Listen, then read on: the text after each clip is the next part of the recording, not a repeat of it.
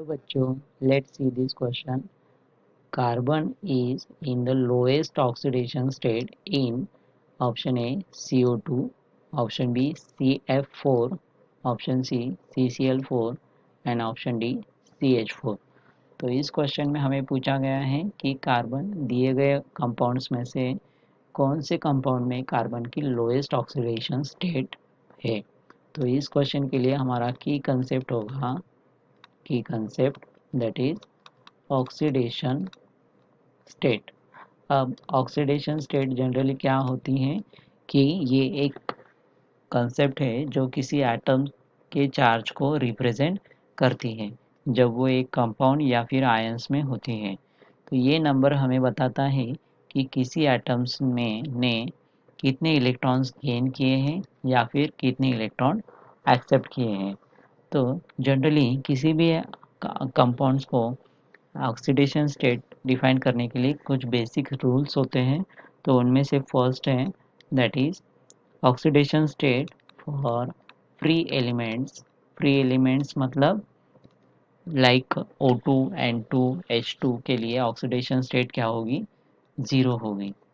Second है mono atomic ions के लिए. मोनो एटॉमिक आयंस मतलब क्या, तो जनरली जिस पर एक पॉजिटिव या फिर नेगेटिव चार्ज होता है तो उसे हम मोनो एटॉमिक आयंस कहते हैं. तो मोनो एटॉमिक आयंस के लिए ये ऑक्सीडेशन स्टेट +1 या फिर -1 होती हैं.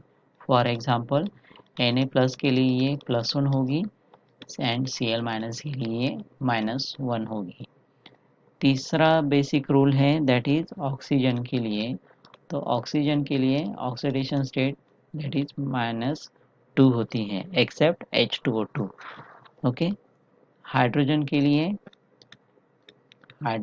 लिए +1.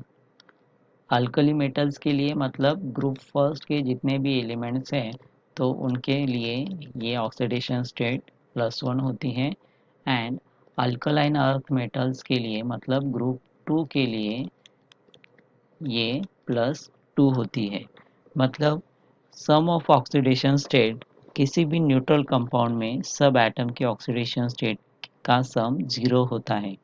अगर ये आयंस के फॉर्म में होते हैं तो आयंस के ऑक्सीडेशन स्टेट का सम आयंस के चार्ज के बराबर होगा. तो हमें क्या निकालना है यहाँ पे, ये जो चार कंपाउंड्स दिए हुए हैं कार्बन के कंपाउंड्स, तो उनमें से सबसे lowest oxidation state of carbon में किसके कौन से कंपाउंड में है. ओके. तो इसके लिए हम चारों कंपाउंड्स की ऑक्सीडेशन स्टेट निकालेंगे कार्बन की. तो फर्स्ट है हमारा CO2. CO2 में यहाँ पे कार्बन की ऑक्सीडेशन स्टेट क्या आएगी, +4 आएगी. ये हमने कैसे निकाला, क्योंकि अगर हमें कार्बन की ऑक्सीडेशन स्टेट निकालनी है तो उसे हम क्या कंसिडर करेंगे, X प्लस ऑक्सीजन. ऑक्सीजन की ऑक्सीडेशन स्टेट क्या होती है, -2. यहाँ पे दो ऑक्सीजन से मतलब 2 into -2 is equal to X की वैल्यू यहाँ पे 0 आएगी. तो ये एक्स की वैल्यू क्या होगी हम यहाँ पे +4. ओके. तो इसीलिए CO2 में कार्बन की ऑक्सीडेशन स्टेट क्या आएगी, +4. सेकेंड ऑप्शन है हमारा दैट इज CF4.